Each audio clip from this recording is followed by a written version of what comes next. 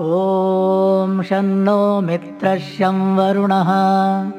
शन्नो भवत्वर्यमा शन्न इन्द्रो बृहस्पतिः शन्नो विष्णुरुक्रमः नमो ब्रह्मणे नमस्ते वायो त्वमेव प्रत्यक्षं ब्रह्मासि त्वमेव प्रत्यक्षं ब्रह्म वदिष्यामि ऋतं वदिष्यामि सत्यं वदिष्यामि तन्मामवतु तद्वक्तारमवतु अवतु माम् अवतु वक्तारम् ॐ शान्तिः शान्तिः